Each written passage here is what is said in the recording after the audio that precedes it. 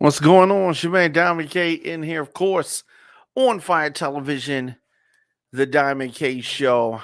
And it has been one of those days, man, where the news stories are coming and coming and coming. Here in the program, we deliver the biggest political and trending news stories of the day with original reporting from across the country, emanating from our studios in Baltimore and Atlanta. Show is fun, show is upbeat, but I also want to expose what is really happening in this country. On this program, I will give you the American story from my perspective. In addition to the top news stories of the day, we also check social media for the latest topics on your mind. Join me weekdays, 8 a.m. and 8 p.m. for the Diamond K Show on Fire Television. So, as we have been following two trials, one theme. What is that theme? White men taking the law into their own hands. That is the reoccurring theme, right? The trials of Kyle Rittenhouse and the three men accused of killing Ahmaud Arbery have had different outcomes, different stories, coming just days apart. They laid bare a very dangerous and long-running current in the fight for racial equality. There is an underlining theme here. What is that theme? The theme is that for some reason, white Americans have been grabbing guns and trying to take their own stand against what they perceive to be lawlessness, particularly by Black people. And so these two cases, which ended with the acquittal for Rittenhouse last week and the guilty verdicts for Arbery's killers today, they showcase the polarizing issues of self-defense, of gun laws, of racial injustice, a lot of things that we need to unpack. And these are serious subjects, obviously subjects that people feel very strongly about. So the two cases, as I said, ending with these different verdicts, different results. And, you can't have it both ways. So a lot of folks unhappy about the Rittenhouse verdict. A lot of people happy with it. Now, ironically, many of the folks who are happy or were happy with the Rittenhouse acquittal are not happy about the outcome of today's case with the killers of Ahmaud Arbery being found guilty. Right? So many of the folks who are happy about today's verdict, unhappy about the Rittenhouse case. So you have this, you have these situations at odds with each other. Two cases, two polarizing cases. They also force some questions. Who or what is being protected and from whom? Should the peace of mind for white Americans come at the expense of the protection and the safety of Black Americans? That's the question. That is what is at the heart of all of this. When you look at what happened in Kenosha, there was a Black Lives Matter protest. It was a protest against the shooting that happened in Kenosha, Wisconsin, right? And so you have this protest. And then so you have some white people, Black people, but you have people that have a certain feeling about the protest. Not so much what is being protested. I don't even think that a lot of folks are even concerned about that. Is how dare these people congregate in our community, blah, blah, blah, blah, blah, right? A lot of different things. But much of this issue is supposed to be about protection and safety.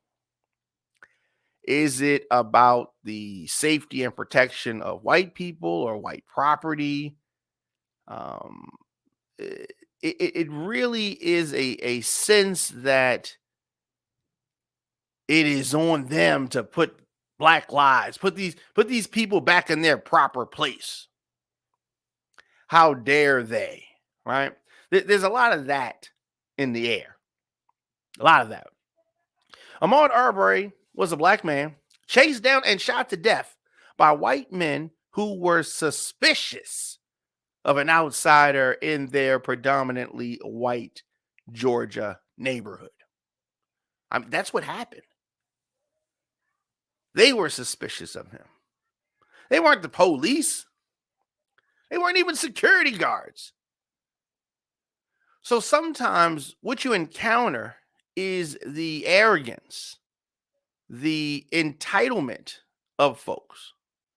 So they think they can stop you. Hey, where you going? What are you doing around here? Right? You've seen those videos on social media where, yeah, what they call like Karen, is asking, where's your ID? Who you around here to see? That kind of stuff. And some people are just not for it. Some black people are just not for the questioning by another citizen of who they are, where they're going, what are they doing in this area, blah, blah, blah, blah, blah. So Ahmaud Arbery, black man, chased and shot to death by these white men who were suspicious of an outsider in their neighborhood. In Wisconsin, while both Rittenhouse and the three men he shot were white, right? The encounter was triggered. Everything was triggered by the 17-year-old's decision to go from his home in Illinois to Kenosha armed with an AR-15 style rifle, doing what he claims, protecting the local businesses from the Black Lives Matter protesters. How dare you have a protest in a neighboring state? Right? I mean, that's what happened. That's what we're looking at. That is the situation. That's what happened, right? So he was empowered, emboldened, offended. How dare these people get together and have this protest? There is a connection here, unmistakable. The connection is unmistakable. The idea is that white men who perceive a problem should just go and grab a gun and wade into trouble and then claim self-defense. Both things cannot be true. They perceive a problem. Just a civilian. We're not talking about law enforcement. That's a whole nother situation in itself. Is this a product of a gun culture? Yes. It's also a product of laws that give white men with guns the ability to create chaos and sometimes get away with it. Not all the time, sometimes. So we have these two trials, different outcomes. And I'm not of the mindset as everyone else that I've been seeing on social media over celebrating. They have not been sentenced yet. So I will reserve my total judgment when I hear the time that they get. These cases have highlighted the deep racial rift in American society. We really started to see big cracks in that foundation last year. Of course, there was a broad movement for racial justice swept across this country in the wake of the George Floyd murder, right? This is all connected. I mean, the folks that stormed the Capitol, all this is connected. It comes from the same mindset. Same mindset. The insurrection at the U.S. Capitol. An overwhelmingly white crowd of supporters of former President Trump. Mad, enraged even, that according to them, which is not true, but according to them, the 2020 election was stolen from them. This is that same mindset. So they've got to storm the building in an effort to take ownership of the government. This is the same thing. Vigilantism.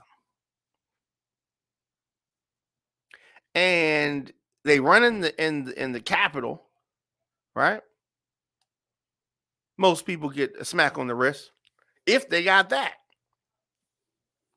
And we talk about this over and over again. If that had been Black Lives Matter protesters running in the Capitol and just waving their flags, not hurting anything, just waving a flag, a literal flag, oh, that outcome would have been horrible. And you know this. You know this. So this thing about vigilantism, something so precious, something is being stolen from me and my community by those who are unworthy, undeserving. That's the mindset. White vigilantism. This stems from a desire of some white people to, quote unquote, keep the Black population, especially the Black male population, under surveillance, under control, under the thumb. Oh, how dare you come out of place? That's the mindset. It has evolved. It has evolved over time. But there is a long history in this country of people taking the law into their own hands.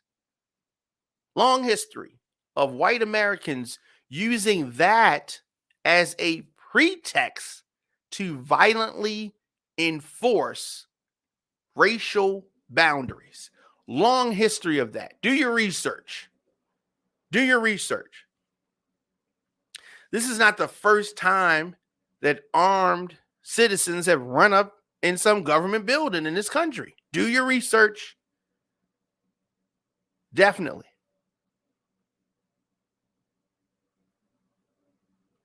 When I think about the death, the killing of Ahmaud Arbery, it really brings to mind the 2012 killing of Trayvon Martin. Black teenager by a white Hispanic man patrolling the Florida subdivision. You remember that? Against supposed criminals. That was a case of a cautionary tale. Just being Black can make you a target. This is on a level that white people don't understand. They don't understand it. They haven't gone through it. Many of them don't accept that that is a fact because they can't understand the mindset of a Black person in this country. The killers of Ahmaud Arbery were operating under a slave patrol code. They thought that they were deputized. You have a certain segment of white people that think all white people are deputized and have the power to question anybody black about why are you here. That is a problem. That is a problem. And it ain't 1865 anymore. It ain't 1950.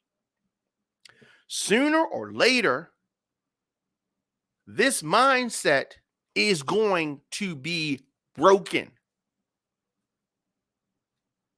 During the civil rights movement, police would often turn the blind eye to white vigilantes coming to black communities to put down protests. This is nothing new.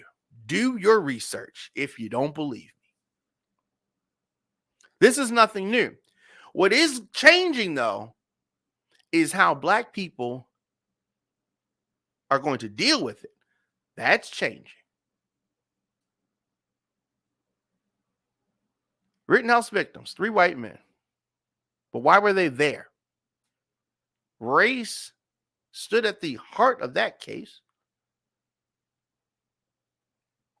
I mean, let's keep in mind, he decided to take up arms in defense of property during a Black Lives Matter protest.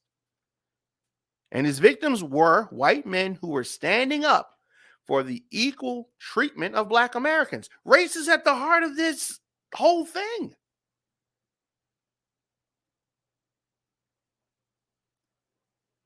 Attacking, killing the white allies of Black liberation has always been part of the story. That is where we are. Now, whether you want to go back to white abolitionists,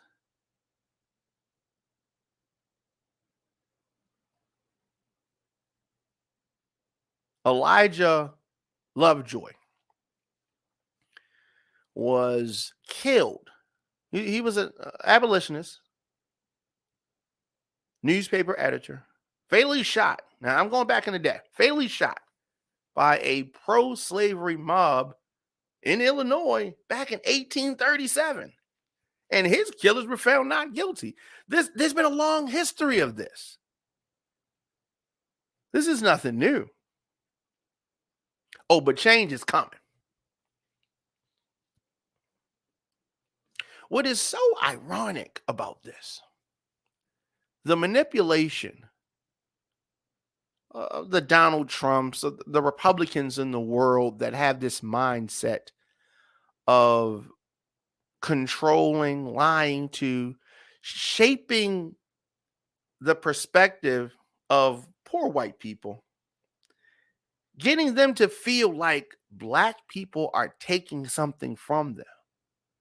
Brown people are taking something from them. Those Americans, Black Americans, let me say this to white people, Black Americans, brown Americans, they're not your enemy. China's our enemy. These other Americans, they're not your enemy. But what is so crazy is that we have a real problem. China's a real problem. We talk about the supply chain. We talk about all these things. China has a big army.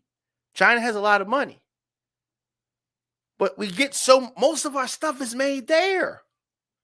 If they want to shut things down here, they could do that without firing a shot. That's our enemy. But we have a lot of these government officials, so-called politicians,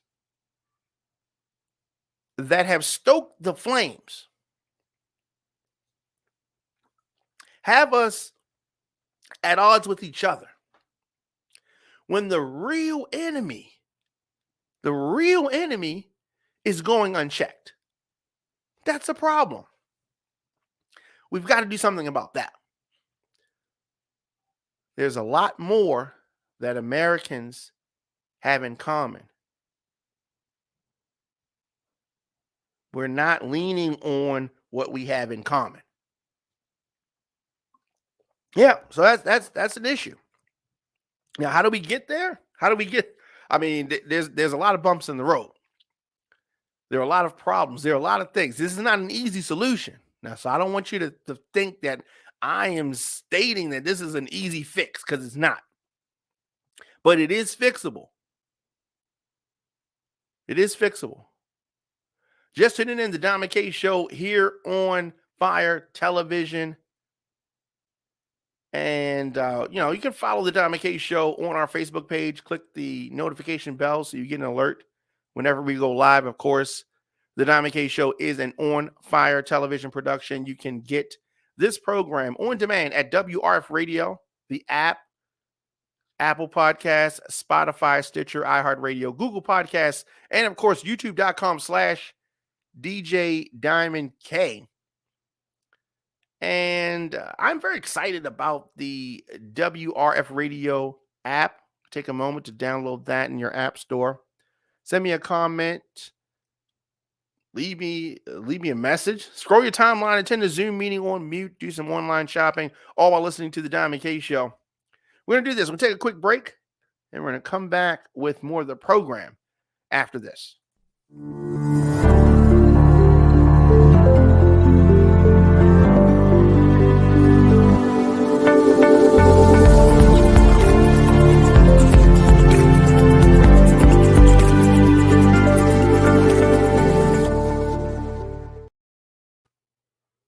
And we are back. The Don McKay Show is sponsored by Tasty Moscato. If you could pour sexy into a glass, this would be it. This smooth, seductive wine, blended with vanilla, takes your palate to a whole nother level of taste me. Unlike most, Tasty Moscato can be deliciously paired with a variety of meats, cheeses, veggies, as well as desserts. It's the sweet taste of luxury that you've been craving. It is Tasty Moscato. You can check them out on Facebook and Instagram, Tasty Moscato.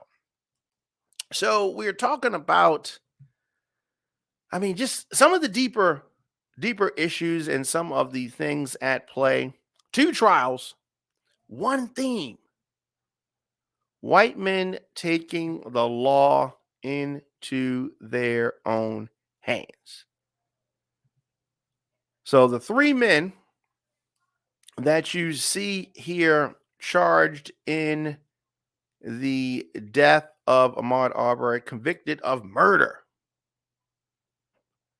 Today, we got the first step into getting some justice for the black man who was running empty-handed through a Georgia subdivision when white strangers chased him, trapped him, and blasted him with a shotgun. So I don't know if a lot of you knew that. He was killed with a shotgun. Killed with a shotgun. So the February 2020 slaying didn't get a lot of attention at first. Very limited attention. When a video of the shooting leaked online, Arbery's death quickly became another example of America's reckoning of racial injustice. So this happened in a way that black people understand. A lot of things that happen, a lot of these big national stories, not surprising to many black people, not surprising at all, unfortunately, because we see it so often. So these 3 men all face a mandatory sentence of life in prison. That's what they're facing. Doesn't mean that's what they're going to get. The judge will decide whether their sentences are served with or without the possibility of parole. So as the first of the 23 guilty verdicts were read, Arbery's father had to leave the courtroom after leaping up and shouting. This was a very difficult case, obviously, for the family, for a lot of people. The overt dog whistles, bullhorn, um, the overt racism by the defense showed you the mindset of some Americans. Showed you that mindset.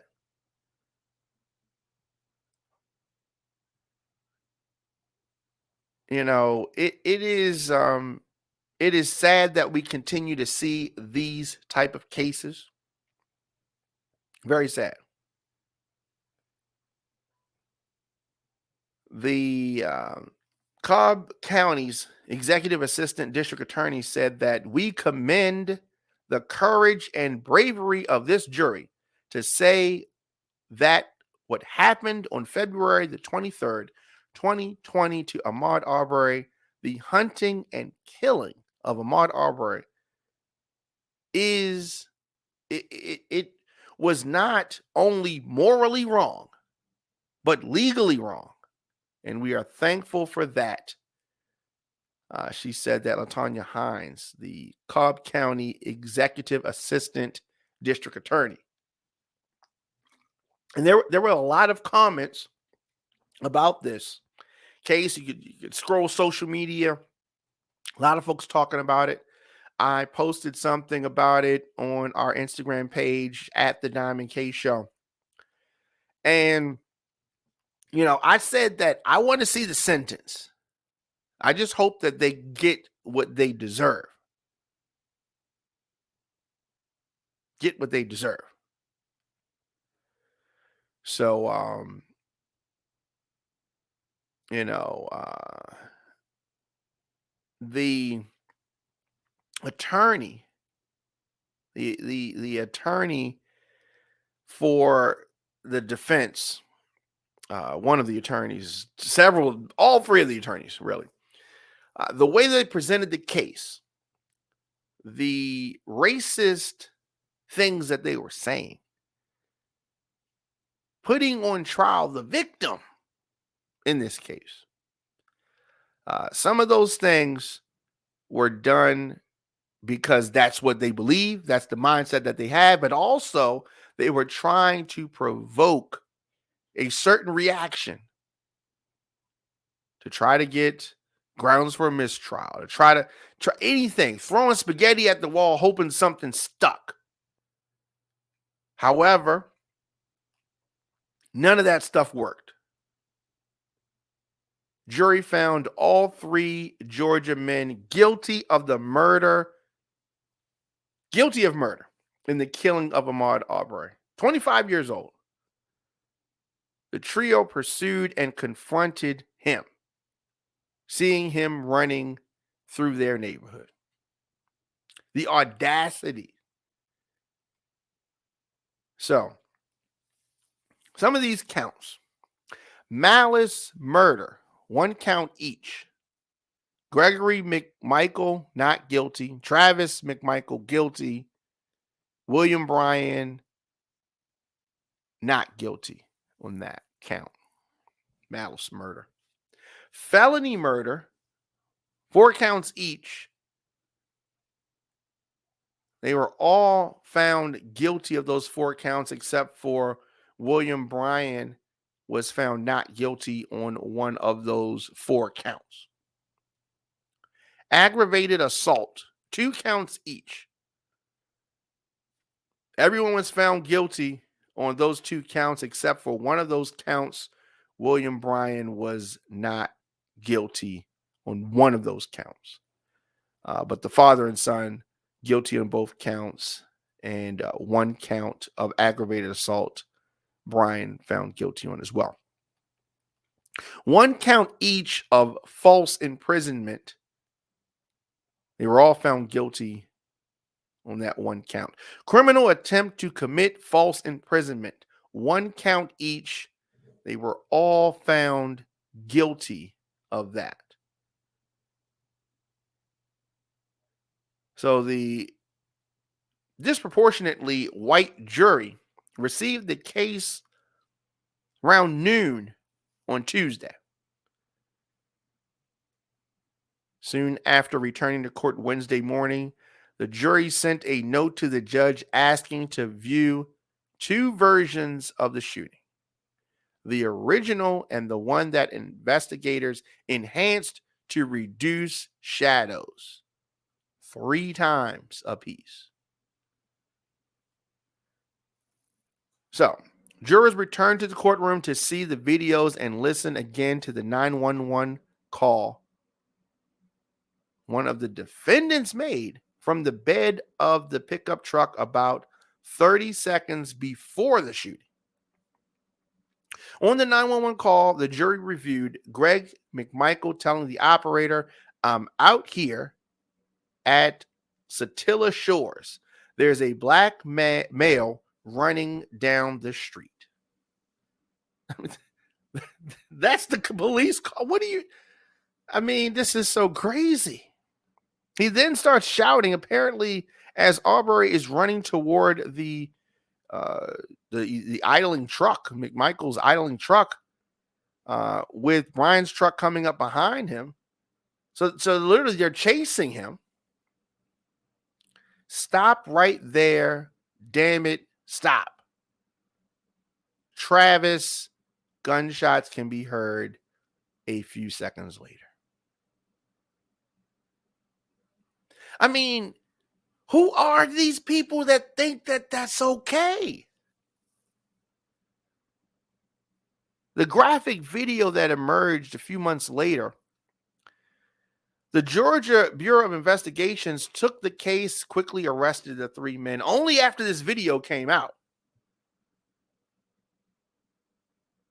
The defense attorneys contended that the McMichaels were trying to do a legal citizen's arrest when they set off after Arbery, seeking to detain and question him after he was seen running from a nearby home under construction.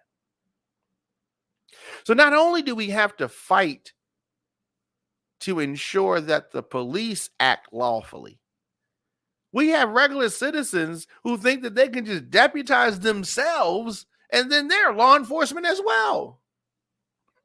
What? Are you serious? So at the time of his death, Arbery was trying to become an electrician, like his several family members. And the opportunity now gone for good. Because these men thought they were the police, and they were not. What they are convicted murderers.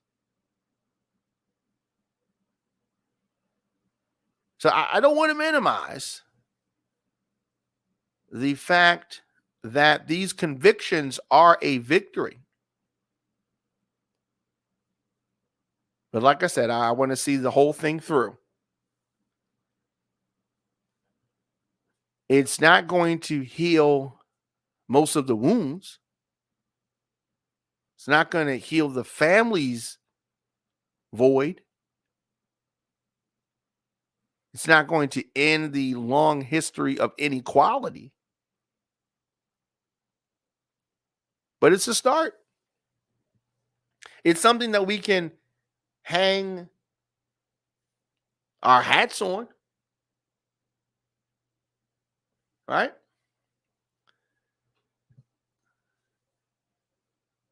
See what Raquel Jackson says.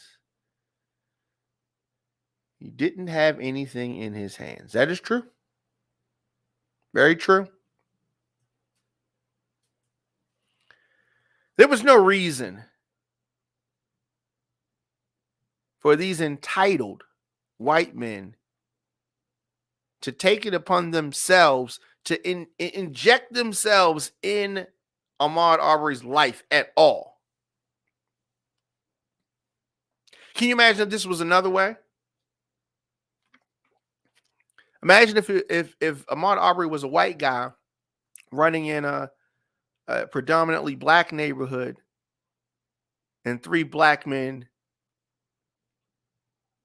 cornered him, chased him, killed him with the shotgun. Oh, these white people would be outraged.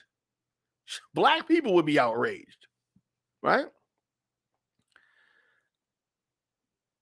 But here you had some people thinking that they were going to try to sell this as a, they felt like they were in danger. They thought that they had the same rights that police officers had. Like, y'all are not the police. He don't have to listen to y'all. Y'all just regular Joes. Regular Joes. Regular Joes trying to act like the po-po. Your man Don McKay in here. And so all three of these guys charged the death of Ahmaud Arbery. This man was killed with a shotgun. Okay? Killed with a shotgun. And when you think about the defense attorney talking about the black pastors being intimidating, this is that same kind of mindset. This is that same kind of mindset that had those murderers,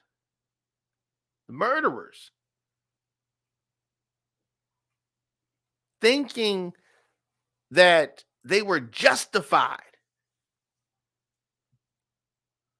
It's very uncomfortable.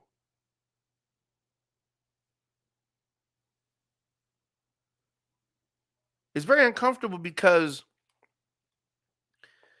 while many are celebrating this conviction, right? White vigilantism, the vigilantes, it still is a very real threat. It's a real threat. So this father and son, along with their neighbor, convicted on 23 of 27 counts. And you still are going to have people, white people, that are going to think that they can take the law into their own hands. Not enough convictions have happened to change that yet. Now, this trio is a good start, but it is not enough to change things just yet. Another thing that worked to the advantage of the prosecution, this encounter was partially recorded on a cell phone video.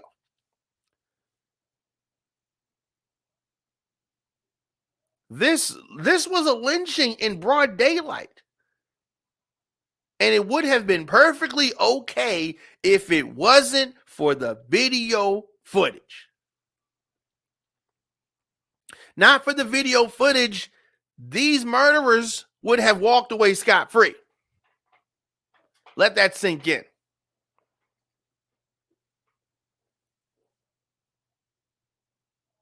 Because their attorneys argued that their clients had a duty to protect their neighborhood and were within their legal right to detain Arbery, citing a Civil War era citizens arrest law, which was repealed earlier this year.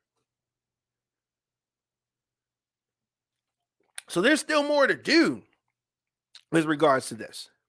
Still more to do.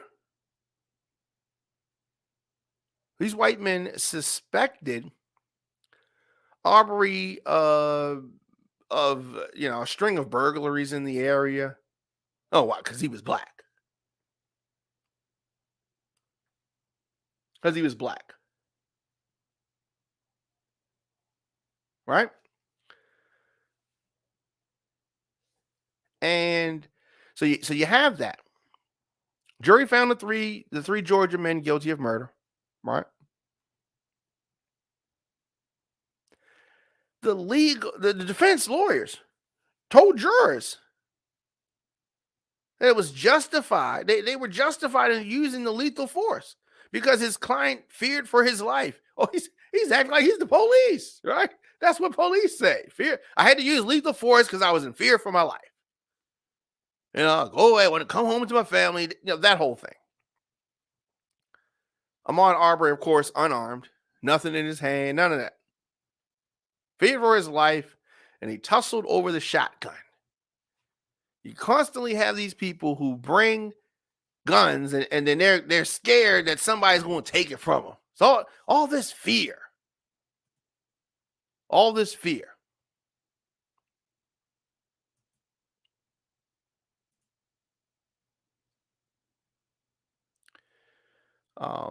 Raquel Jackson says, what about when that lady talked about his long black legs and he didn't even have socks on and his toenail was dirty? You're absolutely right. It was just some of the descriptions that the defense used. You talk about those dog whistles. When they talk about dog whistles, that is a phrase that they use.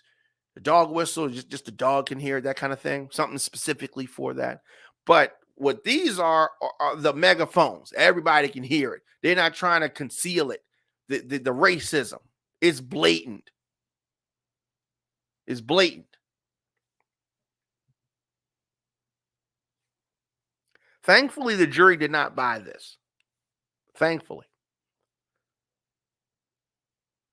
The defendants never witnessed a crime. They're not the police. They weren't investigating anything. They have no immediate knowledge of a crime. Ahmaud Arbery was not an aggressor. He hadn't committed a felony.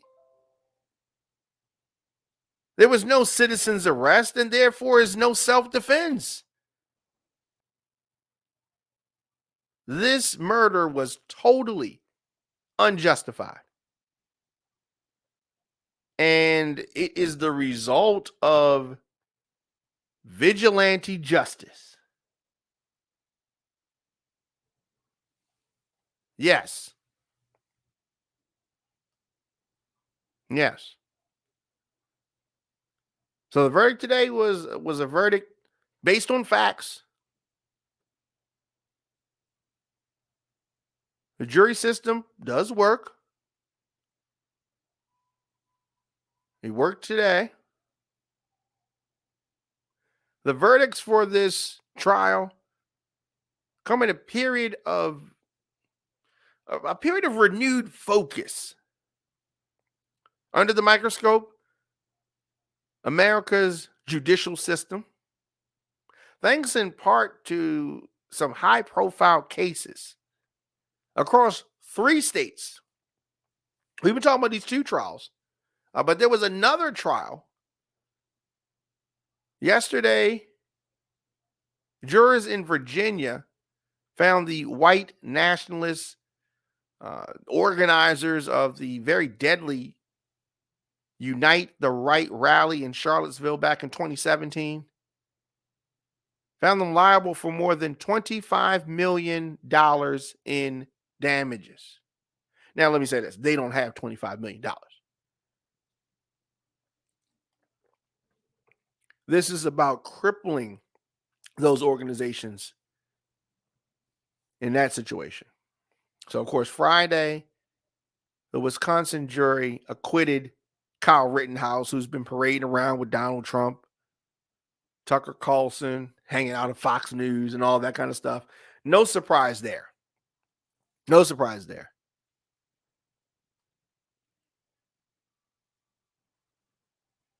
But if a black man just got acquitted of murder and then decides to go on, I don't know what, BET or Revolt TV and start, kicking it with Nori or going on a Breakfast Club and talking smack, people will be looking at them crazy.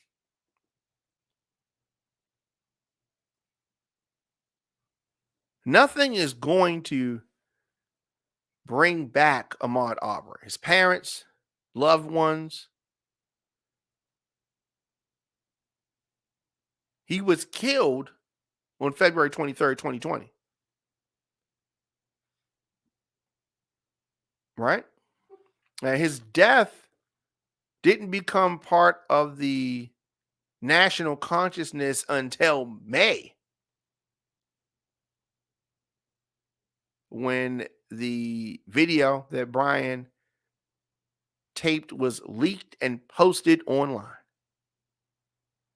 This was weeks before the murder of George Floyd in Minneapolis, weeks before those national and international protests about police brutality and systemic racism. Weeks before that. You know, shortly after Aubrey's death, family members were raising the alarm that no arrests or charges had been filed weeks after he was killed. His family, activists, of course, knew that race played a factor in law enforcement's initial reluctance to act. They didn't want to do this. They didn't want to press these charges. They were forced to. They were forced to. Because it took more than 2 months before the local authorities asked the GBI to open a probe into the case. They didn't even want to do it.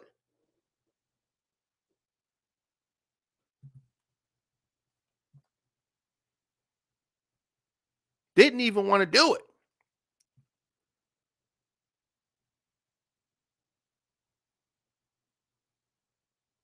So prior to that, the opening of the probe into the case, prior to that, 2 district attorneys recused themselves. One of those attorneys, the former Brunswick Judicial Circuit District Attorney Jackie Johnson, who is white,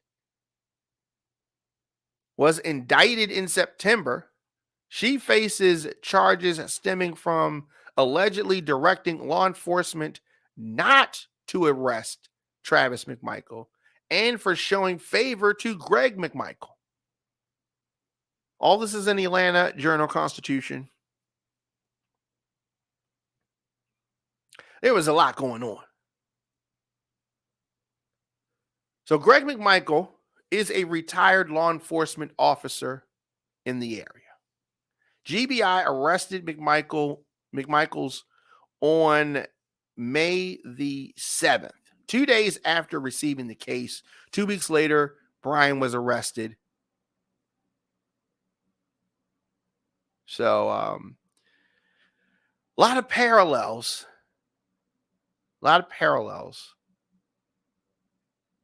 Nearly a decade ago, we talked about it earlier, the killing of Trayvon Martin. A lot of similarities here. You have a similar situation where a white person is confronting a black person who is trying to get away, and excessive force is used, and that person dies. Yes, a lot of similarities.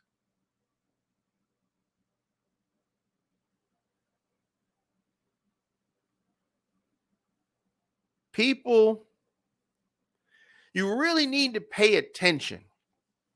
Pay attention to the players in the criminal justice system. Why am I saying this? Prosecutors are elected. Judges are elected. But most people don't pay attention to judicial elections. We are putting these prosecutors and judges in those seats, in those positions.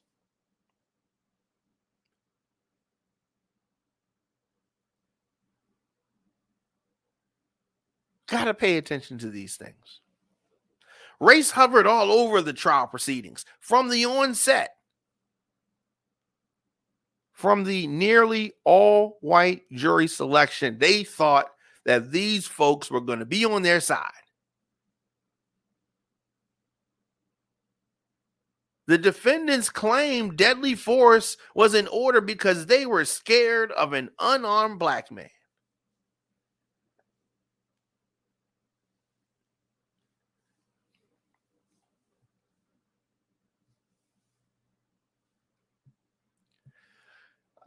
So Robert Moya says, I thought they were appointed. All judges are not appointed. We're not talking about the Supreme Court.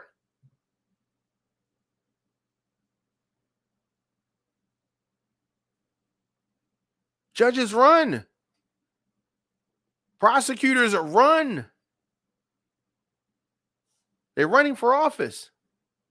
Do your research. Do your research. Google it.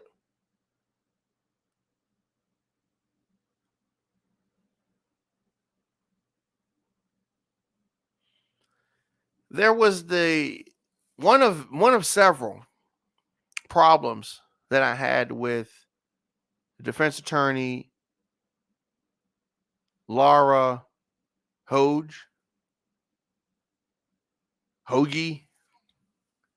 whatever, her, the defense attorney, one of the defense attorneys. She said turning Ahmaud Arbery into a victim after the choices that he made does not reflect the reality of what brought Ahmaud Arbery to Satilla Shores in his khaki shorts with no socks to cover his long, dirty toenails.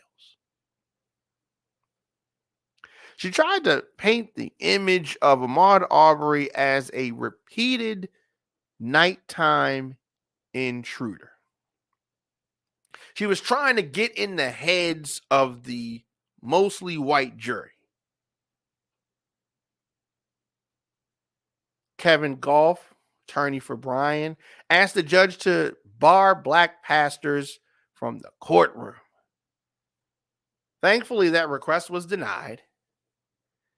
But this is that mindset. Until we break the back of this type of thinking, we're going to continue to be here. So the verdict sends an important message, but the fact remains that we still have a lot of work to do. A lot of work to do. The jury arrived at the correct verdict despite the tactics, despite all of the foolishness that the defense was trying to throw.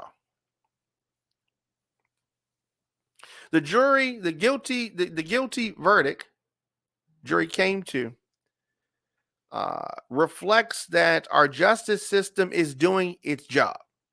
That alone is not enough. That alone is not enough. Georgia's governor, Brian Kemp, said that Ahmaud Arbery was the victim of vigilantism.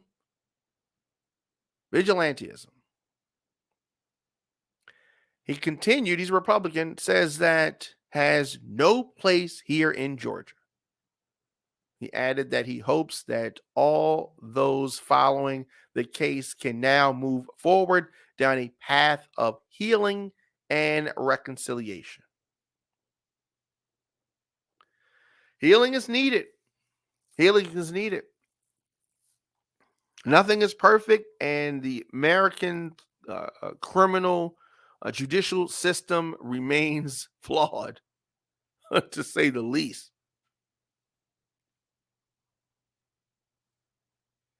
In a trial where race was at the forefront, for once at least, justice was not just blind. Justice was colorblind. Let me know your thoughts in the comment section. Instagram, Facebook, Twitter, LinkedIn, TikTok at The Diamond K Show. Of course, on Fire Television, I am here, The Diamond K Show. The program also sponsored in part by Flyers on Fire. If you need a flyer created, Flyers on Fire can design your quality digital flyer in 24 hours. Are you promoting something on social media? Flyers on Fire can help brand your message with a quality digital flyer. Visit them on Instagram at Flyers on Fire. So, of course, the Diamond K Show is a part of the On Fire Television Network, an advertiser supported audio and video network that you can get breaking news, podcasts, TV shows, all covering topics that are important to our culture. OnFireTelevision.com is where you go to discover, engage, and connect with the latest news, podcasts, and of course, original TV programs. You want to support the Diamond K Show? Very easy to do that. Head on over to OnFireTelevision.com, grab a t-shirt, some other merch. You can become a sponsor of the Diamond K Show for as little as $50. I'm able to deliver our news and our views because of our listeners and, of course, our amazing sponsors. I will be back here tomorrow. Thanksgiving broadcast, 11 a.m. on the East Coast to 12 noon. We're going to be talking about homelessness and some of the things that are happening to try to combat that, not only in the city of Baltimore, but across the country. We're going to be talking about that, a very needed discussion on homelessness.